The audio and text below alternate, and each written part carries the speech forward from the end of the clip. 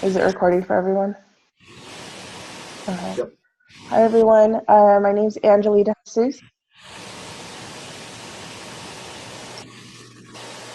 This is Sanzian. Rob Robinson. Dave Hirsch. Danielle, you. Oh. Sorry. I'm still on mute. I'm Danielle.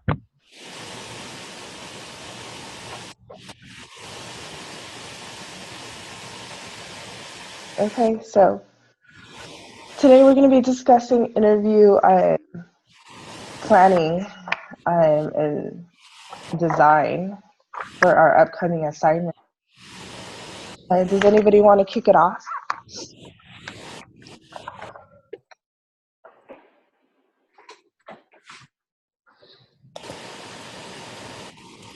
Well, I can kick it off. Through the reading, one thing that I read in chapter 7 that we downloaded was picking or talking about what type of sample interview we're going to do.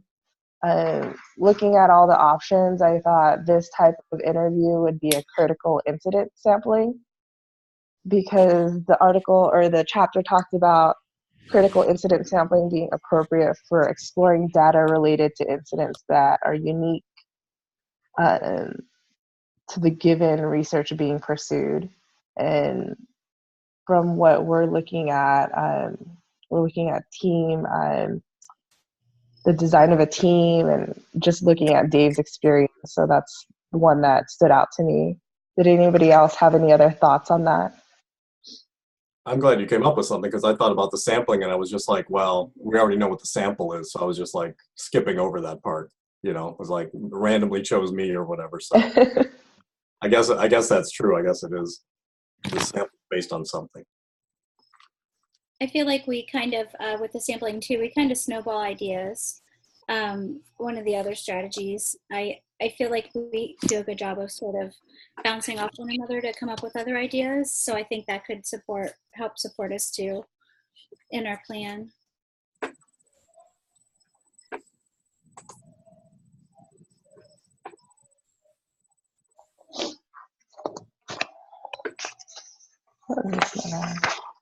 Did anybody else have any other thoughts on it? It's largely going to be like unstructured interview, I'm assuming. We're not going to come up with like really rigid type questions. Just like narrative questions. Or anybody else have any thoughts on what kinds of questions we're going to ask? Oh, I thought there might be some structure to it. It talks about a structured interview as being something that's repeated over and over. So if we're interviewing, obviously we're going to ask the same questions to each interviewee. I mean, Dave being the only one right now, but if we were actually interviewing for a position, it'd be multiple people and it'd be the same questions for everybody. Yeah.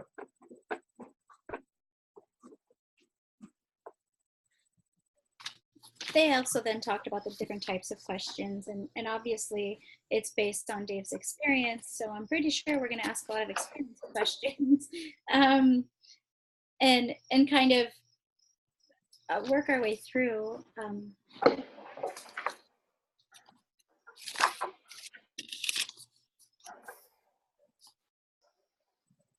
So are you guys going to ask like follow-up questions then, like you were saying, Tess, like with the snowball kind of thing? Because obviously my answer is going to kind of ramble and go on and take it in some weird direction probably.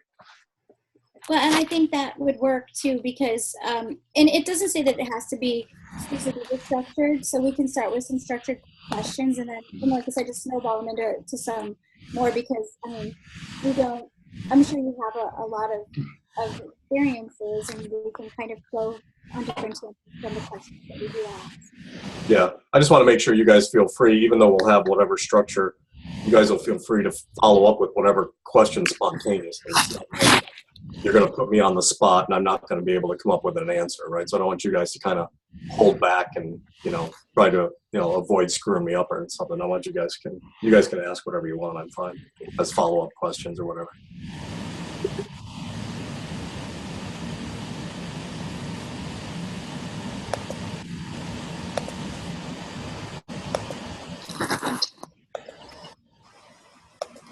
So is our plan to kind of come up with some sampling of questions that we're going to ask Dave, so we know just that you're going to sort of type out some guided questions that we're going to start? Does that make sense for us to do that?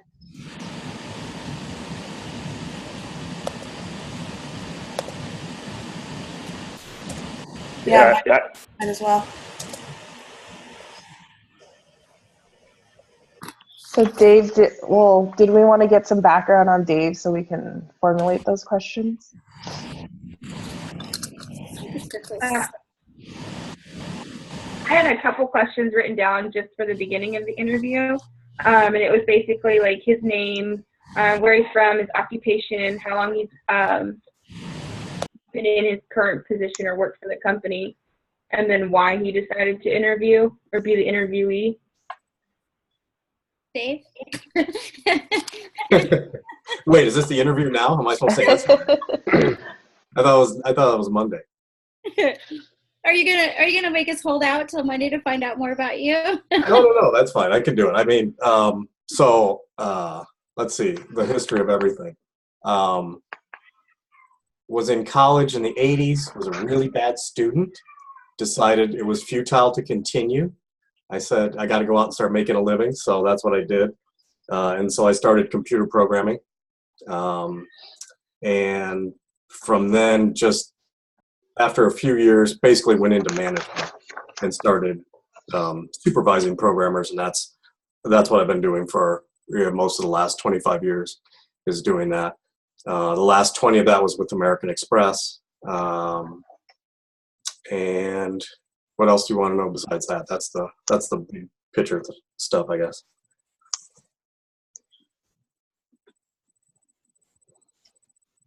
So Jet, are we using those?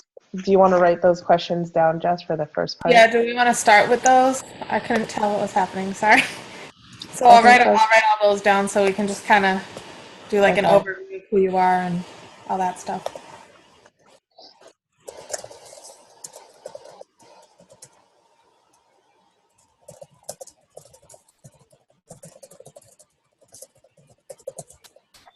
one thing the writing also talked about is that usually at the very beginning you inform the interviewee of the informed consent, that you're going to keep the information private, so on and so forth.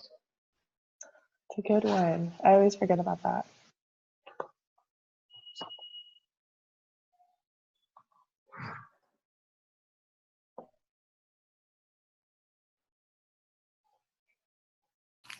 One question I wrote down, I kind of took from one of the articles.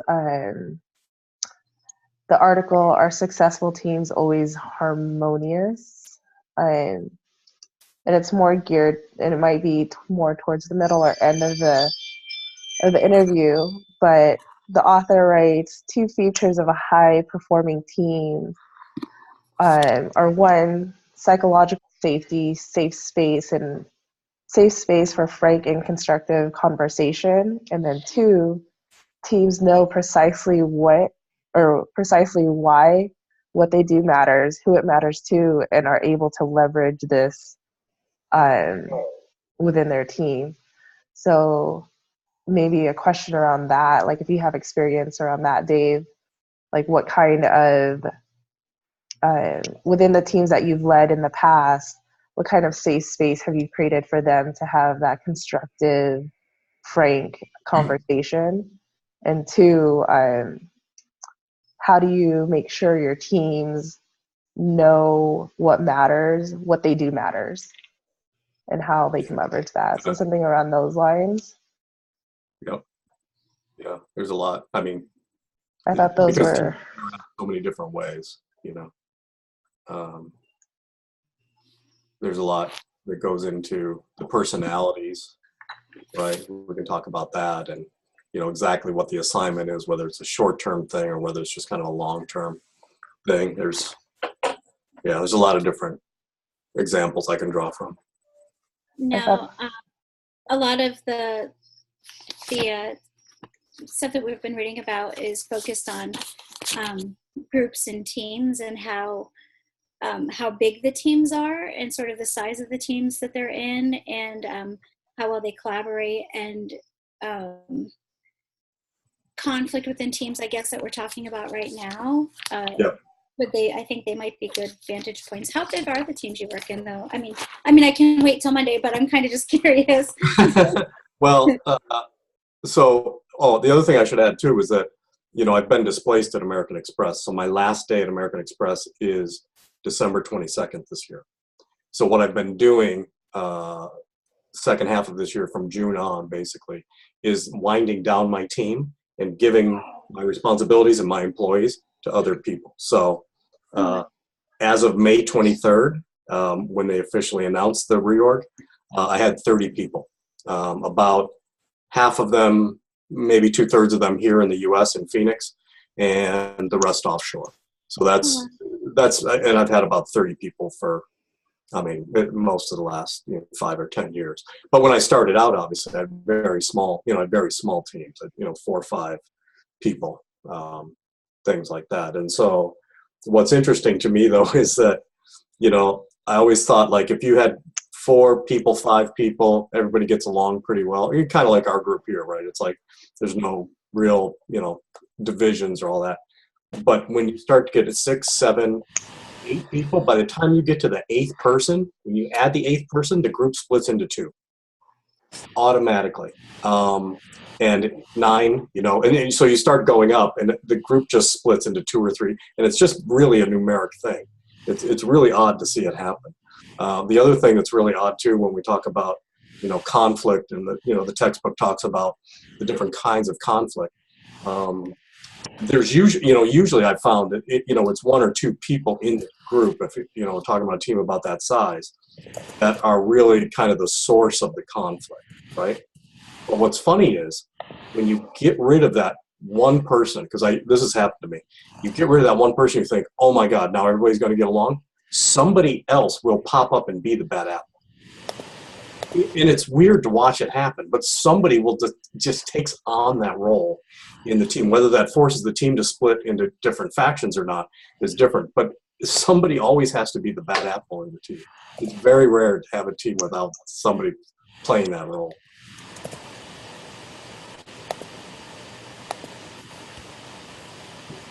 Dave, you said you worked in a team with about 30 people and some offshore. Yeah. Did you ever have any instances of conflict with people that are offshore? And did that create any problems in handling that differently than people that are? Yeah. And a lot of it's just due to the cultural thing, not so much the kind of virtual setting of it, but a lot of it's just cultural stuff, because on the other side of the world, things are different and you have to have different expectations. So I've had a few different iterations as I've gone on, and sometimes what's hard is it's really hard to get at the actual truth, right? You get so much story, you get so much kind of I don't want to say necessarily misinformation, but stuff that's just interpreted incorrectly.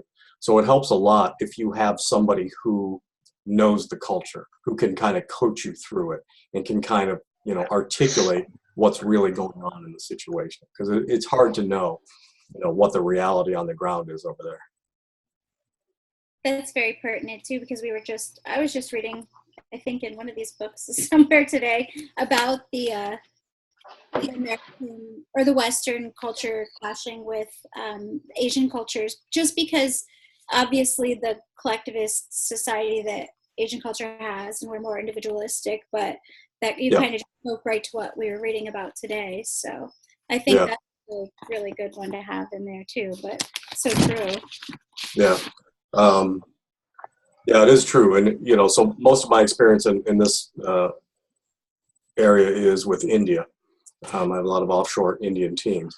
And what's funny is that India is split to north and south, right? So if you're talking to somebody from southern India, it's really, really strong in their culture. They won't like anybody from northern India. So when they're interviewing people for you, when they're doing anything, when they're trying to work with people from Delhi versus, somebody that's in Chennai or something like that, they have a real strong affinity for north versus south. It's, you think it's a U.S. thing, right? Like, northerners versus, but it's the same thing in India too. So everything, you also have to put it through that filter that they are a collectivist culture, but the country is also split. So they're collectivist. Like I asked my guys one time, people would come here and they would interview them and stuff. And, they give me a recommendation. And after a few years, I go, how is it that everyone we hired is from Chennai? Like, but my initial set of guys was like from Chennai, and it's like every interview was like, "Oh, you're from Chennai." It was like, and of course they don't need to ask the question. They know from the name, they know from the background, they know automatically, where you're from. So yeah, in the U.S. we do tend to be much more individualistic, right, and try to you just don't think in those terms,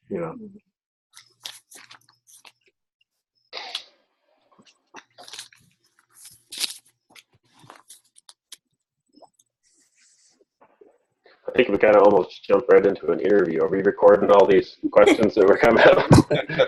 I felt like that was flowing right into what we should be doing on Monday. Yeah, we should just tell her we already did it and here it is. Yeah.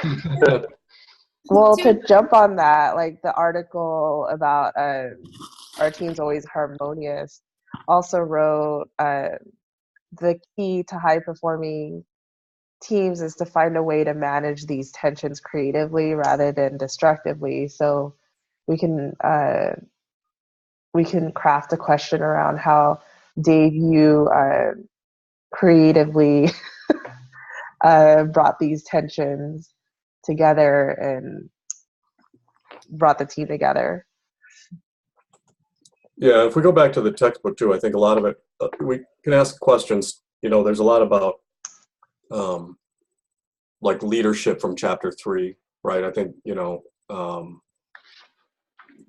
kind of whether, how you motivate people, right? And is it some kind, they talked about leader-member exchange and different philosophies of leadership. So I think there's a lot of stuff we can do with that, and that kind of, then it goes into, how do you kind of come up with, to visualize what the team should be doing and then kind of motivate them to do it.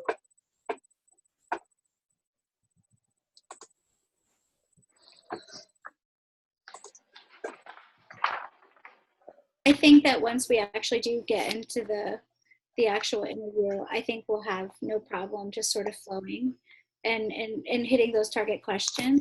But going through like this and mapping them out, I think is going to be really helpful too. Yeah.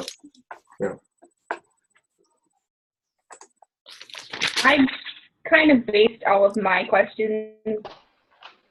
They just go one after the other. So like my first one is, have you ever experienced conflict in the workplace? If so, what was it? If not, what could you see as becoming a conflict? My second question was, based upon the reading, what type of conflict was it, and what's your reasoning behind it? Third, how do you think it affected you and your team's performance? My next question was, what was the outcome of the conflict? Was it resolved or was it pushed under the rug? And then if you were the leader of the group and you had a redo, would you handle it differently? Why or why not? If you weren't the lead, how would you have handled it? And then after reading the textbook, Making the Team, what model did you use to resolve the conflict? And do you feel that was the right one? Why or why not? I mean, I can email you these so you have them That's a prep question. Yeah, somebody should just write down like the name of the story so I know what story I'm going to tell about. So when I think about conflict, I know one for sure because this is before I was a leader, right? Back when I was just programming, I was on a team, and it was horrible. There was 8 of us on the team, I think. Yeah, 8, including the manager, I think, and it was just a horrible team. But that was back when I was starting out. But that team had a lot of conflicts. But it was mostly with me. I think on that team, I think I was the bad apple. In fact, I'm pretty sure of it. So just remind me to tell the story when I'm the bad apple, and how that gets resolved. Because I won't spoil it for you today. But yeah, I mean, so much is based on, it's just there's so many conflict stories. It's just like, which examples do you want to use? Because there's tons of them. The other story when I was a leader. This is a good story because it's really, I think, to what you're getting at. It's when I'm a new leader and I'm just starting out and I don't understand people and I make mistakes, and the people get, wait, I'm the bad apple in that story too. That might not be the way I want to go. Every story I'm coming up with, I'm the bad apple. But this one as the leader. But it's important, I think, because it's so far away from where I am now. I was so bad; it was unbelievable. But my people were just not happy in general, and then they were particularly not happy with me the way I handled the situation. So structure-wise, do we want to go with Danielle's intro question, and then that'll give us a little bit of background on Dave, and then we can go into like how to build a team and motivate a team like Dave was talking about. So maybe formulate a few questions around that, and then go into the questions that that Danielle was talking about with conflict, and Rob as well, and then kind of end with how all those things were resolved with the questions that I was talking about. So how I wrote it out kind of was, we'll start with the background and a little intro about him. We'll ask him all those questions like Danielle had, then we'll get into the team questions, and then leadership questions, and then conflict. And what did you say after? I didn't hear. How to create I don't know how to word it, but to bring it all together, to resolve conflict creatively.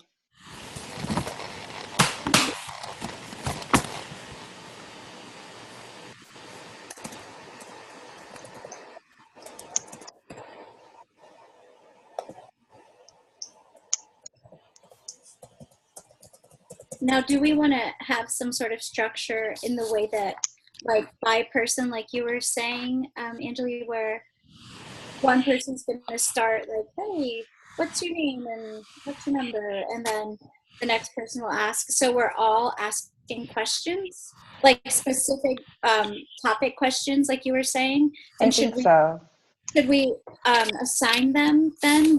Is Danielle going to do the introduction in the background and then start with her questions, just so we have that scripted out? Because I think once we get it scripted out, I think we're all kind of set up to I think it's going to be a really great interview. But so we all have a role, so we're all participating and getting that lovely 120% that I know we're going to get. So yeah, I can list out the titles and put somebody's name next to it. So Danielle can start it, and then we can each do a section. And then if I post it on discussion board, do you guys want to do it like that? Then we can all see them after I type it all up. But then how are we going to submit? Because don't we have to submit a list of questions? I don't think so. I don't know.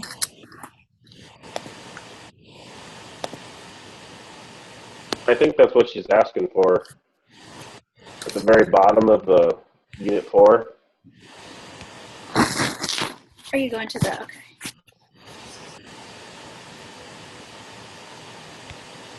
interview plans. I thought that was kind of what she was asking for. Like I was imagining it like all the stuff Jess is typing up. Like at the top we have our interviewee, and then our names as interviewers, and then the time and date of the interview, and then each topic, who, like what questions are under each topic and who's asking them. And that's kind of how Yeah, something like that. Now, are we submitting this recording too? Because that's kind of our interview plans as well. As like what you said with the typed up list of like Jess is typing up. Yeah, like after this I can download the video and upload it to YouTube, Jess, and then you can paste it like I did to the last assignment. I put the link at the top and then submit it that way. Okay. But I think just reading this, it sounds like she wants the actual list of questions.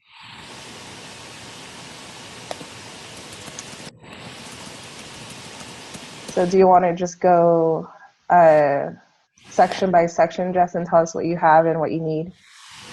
Yep. So I have for background, the questions I have is tell us a little bit about yourself. What's your current occupation? How long have you been in that position / with that company? And have you done any other positions within the company? Then for team, I have within the teams you have led in the past, what types of constructive criticism have you had? How have you made your team understand that they matter? How do you handle conflict within your team? How many teammates are in your team?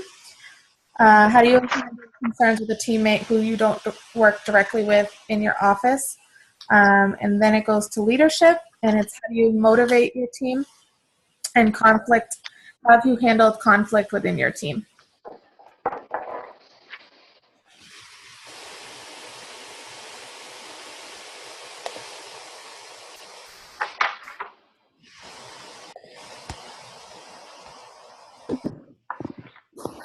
I think maybe one question we should enter under the team is like a hypothetical question. If you could create your perfect team, how would you structure it and how many people, something to that effect? Maybe Rob should ask that question. I'll make sure I word it better than I just spoke. Yeah, no, that's a great question. I'm just saying you came up with it, so there's your part. I think that's a really great question. Because we'd all like to build a hypothetical team, I think. A dream team. That'd be awesome. Yeah, another one I had that kind of goes along the same is if you could go back and give yourself in the past some advice for working in teams, what would it be?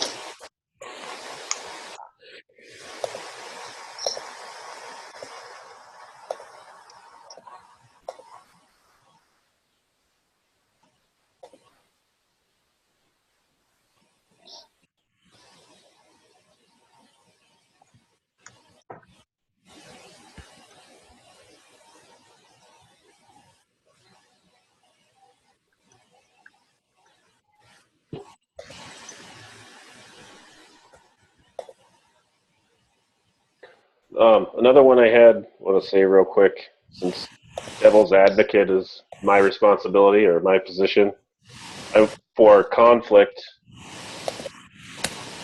think it's got a lot of, I can't hear. Have you ever had to play the devil's advocate in a team setting? And if so, how did that work out, or explain the situation? What's that? As a team member, not necessarily as a leader. Right, yeah. Yeah, I'm pretty comfortable with that role. Jess, just so you know, I had to mute you because some of the background I think is coming from your computer fan. So.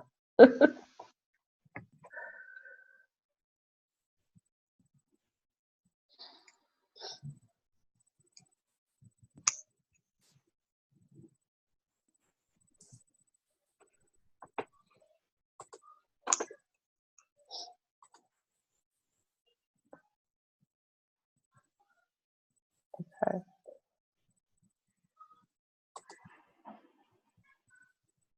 What were our categories again, or sections? What were the names for the sections? Jess, I just unmuted you. Okay, thank you. Yeah, my computer's really hot right now. Background slash intro, team, leadership, and conflict. We only have 2 questions for leadership and conflict, so maybe if we focus on a little bit on those ones.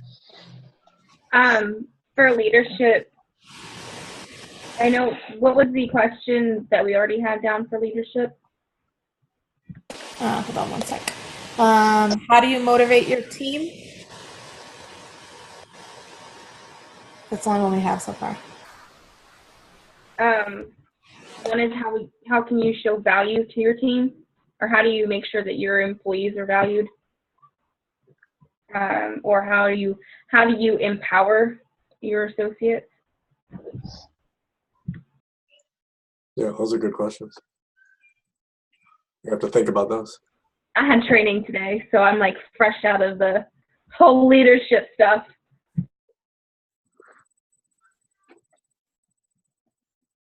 I like, there was a thing under the leadership about differential treatment. When you treat the followers differently according to kind of their abilities, because I think that's something that's very, very interesting. Whether you treat everyone the same or whether you differentiate the treatment. There was a. I don't know if I mentioned it. Did I tell you guys I don't think I told you guys Jimmy Johnson, the coach of the Dallas Cowboys. I don't think I told you that story, but it's a good story, I think. And I hate the Cowboys, so don't think that I'm like on their bandwagon. But there's one story that's really funny about differentiated treatment. There was,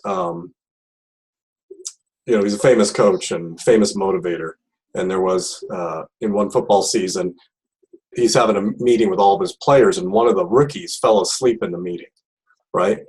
And so they woke him up, and Jimmy Johnson told him, "Get your stuff, you're off the team, you're cut." You just kicked him off the team for falling asleep in the meeting, right? And so they were kind of explaining to the press later on about the fact that they had cut this guy, and the rumor was they had fallen asleep in a meeting. So somebody asked him, one of the reporters asked him, he said, "What would you do if like Troy Aikman or Emmitt Smith fell asleep in the meeting? And those are the stars of the team, right?" And Jimmy Johnson's response was, "I would go over very gingerly and ask them if I could get them a pillow." Like, it's totally different, right? So you kind of, like in that setting, you have to kind of earn the respect. And I think whether it's good or bad, that's absolutely how I feel. I just don't feel you can treat everyone the same. Maybe in some contexts you can, but I just don't think it works really. So that's a good question if somebody wants to start talking about how you treat the actual people on the team. I think that's a really good story you should tell during the interview. Mm-hmm. Yeah. Did we note that one in the questions for differential treatment? Yeah. Okay. I like that. It's cool.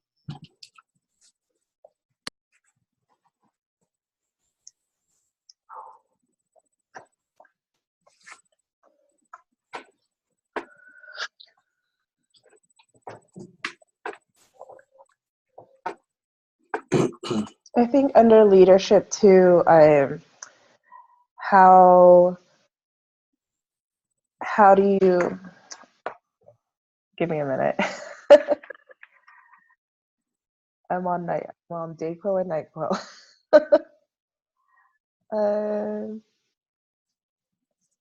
How do you get the team to understand what matters to the overall objective and what actions are valued. Yeah, that's good. Because I think that's what I spend a lot of time on, is just trying to make sure that I'm constantly explaining to the team, why we're doing what we're doing. Matters. And if there's if there's a difference between your India team versus your U.S. team on how you explain it, might be an interesting way too. Yeah. And a lot of that stuff is just delegated now. I mostly just explain it to my senior people, and then they go forward and they explain it to the others. That's honestly the way most of it goes. But I think one of the things is just one of the things I'm really good at is prioritization. So when my team says, should we be working on A or B, I don't give them, well, they're both important. I never give those answers. I say it's A or it's B. Do that one first. Sometimes I'll say, I want you to work on each one of them 4 hours a day. Or I want you to work on one 6 hours a day and one 2 hours a day. But I'll be very, very explicit with them so that they don't walk away and go, they feel like it's kind of ambiguous which one they should be doing. I know exactly which one of those two projects is more important. Always, all the time. Otherwise, I don't see what the point is of having me as a leader. It's like, we got to get the objectives done, and I'm always supposed to know what those objectives are, right? I mean, the other thing too, the other thing I should mention was when I was in college, I worked at McDonald's, right? And so an awful lot of what I think about leadership came out of that setting. So I know, like, for you guys that, if you work at Starbucks or whatever, all this stuff is like it's the same stuff in my head that was in my head in 1983, right? I mean, I had when I was there, I was actually, like, most of the time I was in charge of the grill. So like during lunch rush, right? There would be like 3 other guys, but I would have to kind of coordinate what everyone was doing. But it was the same kind of thing, like, go get the hamburger buns, go do here, put more French fries in the thing. I got very, very used to being very explicit, very clear, because right, you're serving the customer, right? And that's what matters. And so you've got to get the stuff, you don't have time to go, well, let's, think about what we're going to, it's like, you got to get the drinks out. Somebody's got to be making that stuff. Somebody's got to be doing stuff. Somebody's got to be cleaning. All that stuff has to happen, and it all has to happen, like, immediately, right?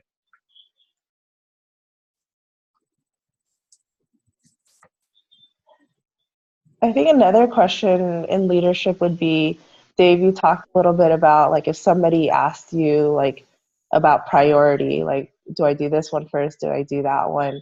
Or do I do this first? And you give them a straight answer. Maybe what a question could be, how do you coach them in a way, or give them that answer in a way where they know what the priority would be next time? Or is it all very situational? That's a really good question, actually. That's really good, because I think that's important, right? What I'm always trying to do is I'm trying to teach my entire team to have all of us think the exact same way. Because what I tell them is, I'm not going to be there for every situation. You're not going to want to call me every time in the middle of the night to ask me a question, right? Mm-hmm. So what I want you to do is, I want you to make the decisions. But let's just talk about what that framework is. Let's talk about what the priorities are, right? What do we think as a team, right? What should be kind of our structure, right? And what our priorities are.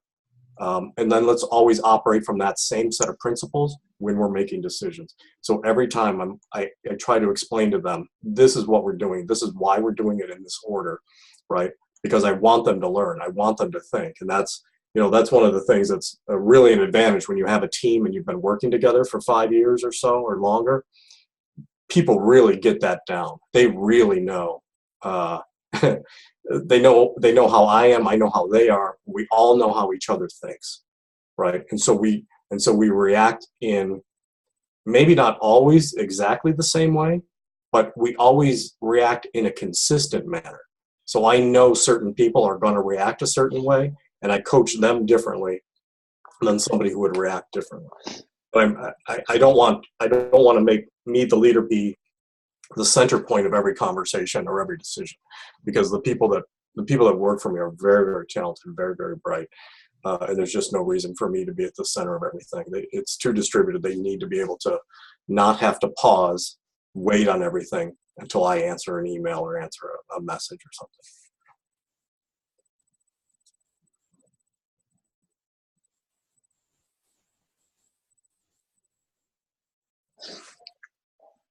Jess, did you need me to repeat that question, or did you get the gist of it? I think I have the gist of it. Okay. So I think now we only really need maybe like a few more questions for conflict. Right now we have, how have you handled conflict within your team? And have you ever had to play devil's advocate as a team member?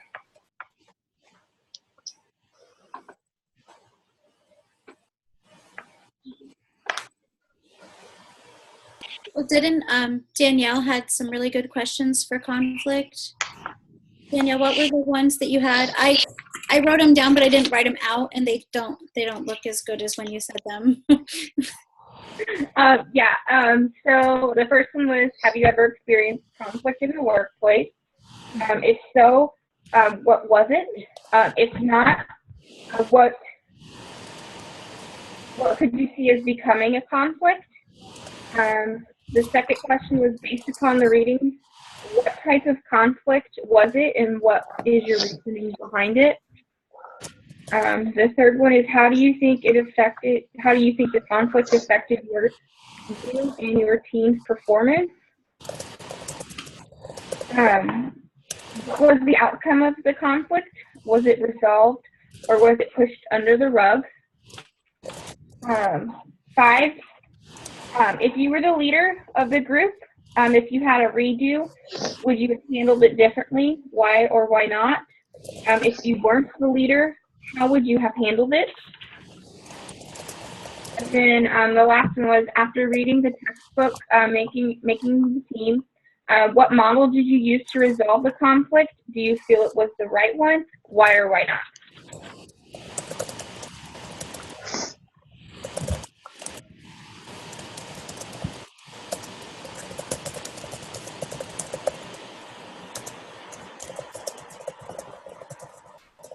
This might take more than an hour on Monday. I think it's supposed to be like an hour and a half to 2 hours, right? Wow. Did it? Now we're doing it on our own, aren't we? Or is Dr. Chanley starting it? I don't know. Well, I think she said she starts it and hands it off to one of us. Yeah. Well, the thing is, like, I was confused because how Zoom works, the host of the meeting should hit record, and I think they have to stay on. Well, unless she changed it in the settings, so I guess I can ask her. I'm sure she's done it before, but I mean, I can just volunteer to do it like we've been doing it. I have the paid Zoom account. I'll record for hours on end if I want. So I'll talk to her. And we could do that too, but I think that our time was, it was kind of looked like it would go both ways. It sort of looked like she would do it, however, because if we didn't have an account, you'd have to restart over after 40 minutes. But then well, the free account, like if people have free accounts, it caps at 40 minutes, but I have the paid account. Yeah, and I think it's that if you do have one, you can do it on your own. Okay. Yeah, I'll just tell her we'll do it on our own, because we kind of have the routine of it down already anyway, and I don't think it's that. I mean, the only thing she has to do in addition is to pull up a YouTube link, which shouldn't be a problem. She was very insistent, though. There was some reason why she wanted to start it. Yeah, I'm trying to look for what she.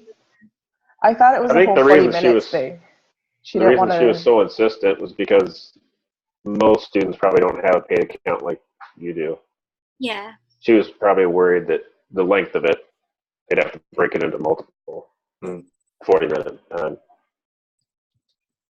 But I'll ask her. I'll call her again. She's used to it. She has my number saved. Thank you All for my doing questions. She picks up. She's like, "Oh, Starbucks." I'm like, "Yeah, it's me." that.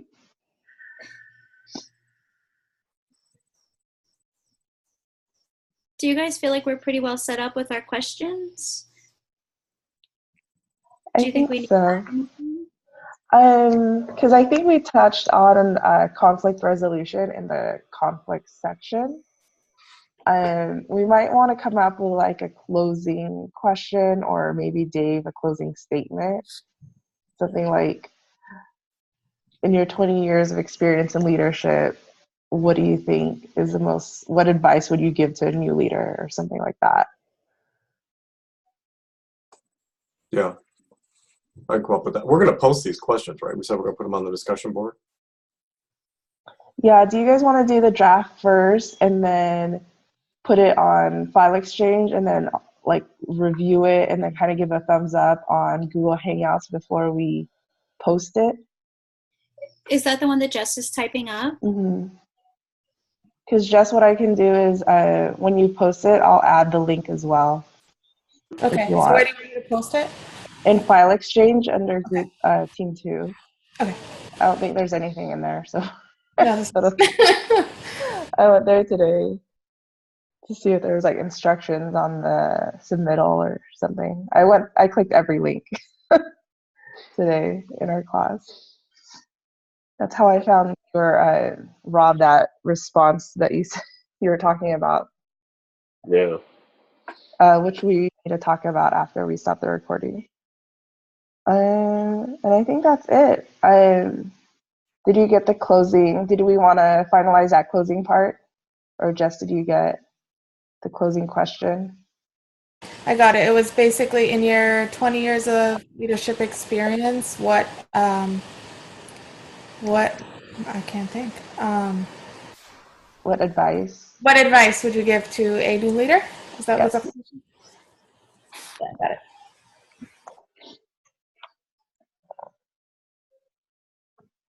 All right. Are you ready to end the recording? Does anybody else have anything to add? Did we want to talk about those articles for the extra? I know I referenced the articles a few times, but there were two articles that could be up for discussion for 10 points of extra credit. Is that where it says part 2 of our discussion, which would be, I guess, during our interview, conflict and creativity in teams? Within the actual interview, not this part. Yeah, okay. It says part 2 of Unit 4 discussion. So I think it's like we definitely touched on it. Yeah, it says, if live, please do a couple of rounds of your discussion focusing on the concepts of conflict and creativity in teams. So, I mean, even in our interview, we could reference the fact that we're talking about conflict, and I don't know if we added anything about creativity. Dave, you have some cool stories, but as far as referencing the chapter, which I haven't delved quite far into that chapter yet, to be honest. So, but then she said, if you do this in your team meeting, I will give each member of the team who participates 10 extra credit points. Okay. So in this meeting or in the interview? This is in our interview. Okay. I think. Hold on. Yeah, it says the first round should be about the connection between the article and the qualitative research and what you were doing with the team interview, which is what we're doing now. And then it says part 2, and that's the creativity and conflict. So the way that I'm reading it from what she posted, that's during our interview. But is that assuming that we're doing 2 connections to prepare for the interview? No, I think it's one connection that we're doing now in preparation for the interview. Okay. And then the second one is she said just do a couple rounds discussing it while you're doing your interview. So it almost Okay. sounds like we're doing what we're doing now, but then we just have to throw in that conflict and creativity in our team discussion Okay. for the interview. Okay.